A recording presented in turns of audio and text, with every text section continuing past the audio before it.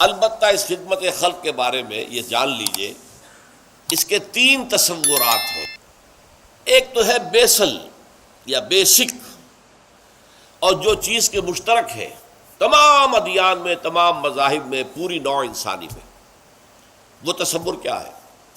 بھوکے کو کھانا کھلاؤ، اس کے پیٹ میں آگ لگی ہوئی ہے، بھوک کی، اسے بجھا لو۔ پیاسوں کے لیے پانی کا کہیں سبیل لگا دو، پیاؤ کہتے تھے ہندو، پیاؤ، ہم سبیل کہتے ہیں، تاکہ مسافر گزرتا ہوا یہاں سے پانی پی لے۔ اللہ توفیق دے تو وہاں کولر لگا دے تاکہ ٹھنڈا پانی پی لے۔ یتیموں کے لیے یتیم خانے بناؤ، یتیم کی سرپرستی کرو، بیواؤں کی سرپرستی کرو، تو محتاجوں کی مدد کرو، مقروض کی مدد کرو، وغیرہ وغیرہ، اور جو بیمار ہیں ان کے معالجے کا، دوائی دارو کا بندوبست کرو۔ یہ خدمت خلق کا تصور جو ہے یہ یونیورسل ہے، پاپولر ہے، پوری دنیا میں ہے، پوری نوع انسانی میں ہے۔ یہ کسی کے لیے ایکسکلوسیو نہیں۔ لیکن اس سے اگلا خدمت خلق کا تصور جو ہے اس کا تعلق ایمان سے ہے۔ اگر تمہیں یقین ہے کہ اصل زندگی آخرت کی زندگی ہے، اور اگر یہاں پر سیدھے راستے پر نہ چلے تو ہمیشہ ہمیشہ کے لیے جہنم میں جھونکے جانا، اگر یقین ہے تو سب سے بڑی خدمت خلق یہ ہے کہ لوگوں کو جہنم کی آگ سے بچاؤ۔ تم نے اس کے پیٹ میں جو بھوک کی آگ لگی ہوئی ہے وہ بجھا دی، اور وہ سموچا جہنم کے اندر جانے والا، اس کی تمہیں فکر ہی نہیں، پرواہ نہیں، تو تم سے بڑا تو پھر سنگ دل اور کوئی نہیں ہے، بشرطے کہ یہ تم پر منکشف ہو چکا ہو۔ اس کا تعلق ایمان کے ساتھ۔ اب یہ دیکھیے کہ حضور کی زندگی جب تک کہ وحی کا آغاز نہیں ہوا، آپ کی سیرت میں وہ پہلا خدمت خلق کا تصور جو پورا موجود تھا۔ بیواؤں، یتیموں کی خبرگیری اور غریبوں کو کھانا کھلانا، یہ سب کی جو ہے آپ کی زندگی کے اندر وہ بدرجہ کمال وہ جو خدمت خلق موجود تھی۔ لیکن جیسے ہی وحی کا آغاز ہو گیا اور حکم آ گیا، اے نبی کھڑے ہو جاؤ، قم فانذر، خبردار کرو لوگوں کو کہ جہنم کی آگ جو ہے وہ تمہارا انتظار کر رہی ہے۔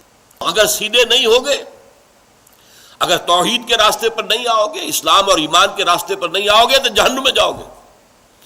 اس کے بعد آپ کی پوری زندگی اس خدمت خلق میں بسر ہوئی۔ یہی خدمت خلق ہے جو اس کے بعد اولیاء اللہ صوفیاء نے کی ہے۔ یہ کہاں آ کے بیٹھ گئے تھے؟ معین الدین اجمیری رحمۃ اللہ علیہ اجمیر میں، جو کہ راجپوتوں کی قوت کا گڑھ تھا، رائے پتھورا اس کا صدر مقام، پرتھوی راج کا، وہاں جا کے بیٹھ گیا اللہ کا بندہ۔ 90,000 انسان ان کے ہاتھ پر ایمان لایا۔ ذرا غور کیجیے۔ تو یہ خدمت خلق کی بہت اونچی منزل ہے، جس کے لیے قرآن میں الفاظ قوا انفسکم واہلیکم نارا، بچاؤ اپنے آپ کو بھی، اپنے اہل و عیال کو بھی آگ سے۔ وانذر عشیرتک الاقربین، اپنے قریبی رشتہ داروں کو خبردار کرو۔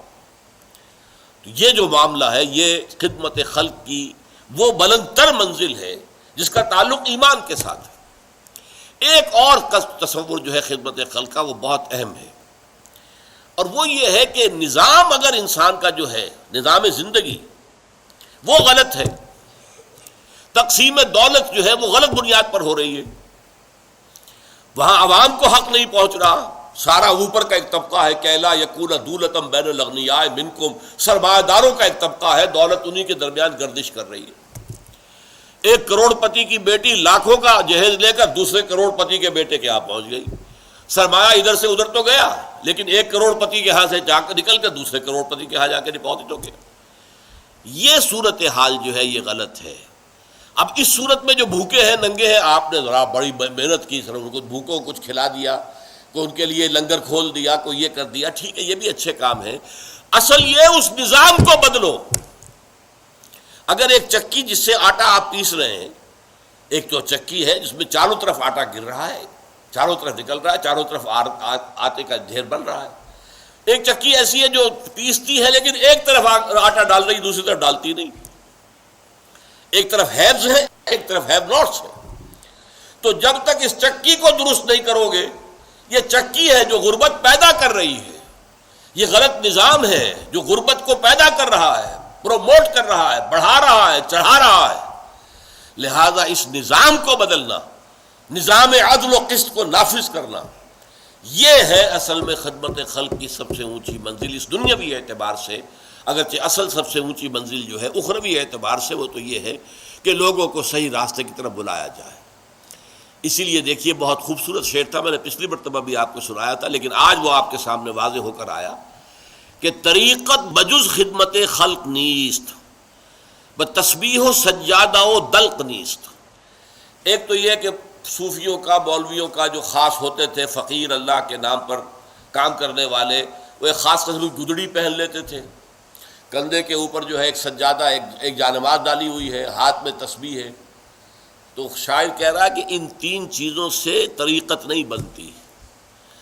طریقت تو ہے لوگوں کی خدمت، اور خدمت سے مراد کیا؟ خدمت سے مراد وہ بھی ہوتی تھی جہاں پر بھی بیٹھے ہوتے تھے اللہ کے بندے، ایسا وقت بھی آتا تھا کہ ان کے اپنے پاس کھانے کو کچھ نہیں ہوتا تھا تو کسی اور کو کیا کھلائیں گے۔ بابا فرید شکر گنج رحمۃ اللہ علیہ، پاک پٹن والے، ان پر وہ وقت بھی تھا ابتدا میں کہ سوائے پانی میں تھوڑا سا نمک ڈال کر اس سے روٹی کھا لینا، اس کے سوا کچھ نہیں تھا۔ پھر آپ کی طرف لوگوں کا رجوع ہوا، جسے پھر فتوحات کہتے ہیں، تصوف کی اصطلاح میں پھر فتوحات ہے۔ اب لوگوں کا رجوع ہے، وہ لا کے پیش کر رہے ہیں، گندم آ رہی ہے، یہ آ رہا ہے، چاول آ رہے ہیں، لوگ آ کر نذرانے دے رہے، تو لنگر کھل گیا۔ اب لنگر ہے، اب غریب آئے کھائے، وہ لنگر کھل گیا۔ انہوں نے کوئی اپنی جائیداد نہیں بنائی اس سے، انہوں نے یہ نہیں کیا کہ جو کچھ آ رہا ہے وہ سارا سامان بیچ کے اجناس تو اپنا کوئی محل کھڑا کر لے، معاذ اللہ ثم معاذ اللہ، انہیں دنیا سے کوئی طلب تھی نہیں، لنگر کھل گیا، غریب کھا رہے آ رہے۔ لیکن یہ کہ ان کی زندگی کا اصل کام کیا ہے؟ لوگوں کو حق کی طرف بلانا، اللہ سے متعارف کر دینا، اللہ سے تعلق جوڑ دینا، جس کے لیے حضور نے فرمایا لوگوں میری اور تمہاری مثال ایسی ہے کہ آگ کا ایک بہت بڑا الاؤ ہے، تم اس میں گر پڑنا چاہتے ہو، تمہیں نظر نہیں آ رہا، جہنم تمہاری نگاہوں کے سامنے نہیں ہے، تمہاری نگاہوں سے اوجھل ہے، میری نگاہیں اللہ نے کھول دی ہیں، مجھے جہنم نظر آ رہی ہے، اور میں دیکھ رہا ہوں کہ تم جہنم میں گر پڑنا چاہتے ہو، اور میں تمہارے کپڑے پکڑ پکڑ کر گھسیٹ رہا ہوں کہ خدا کے لیے بچو اس جہنم کی آگ سے۔ یہ ہے خدمت خلق کا بلند ترین تصور، دعوت اللہ، اور لوگوں کی سیرت اور کردار کو سنوارنا تاکہ وہ اللہ تعالیٰ کے ابدی عذاب سے بچ سکے۔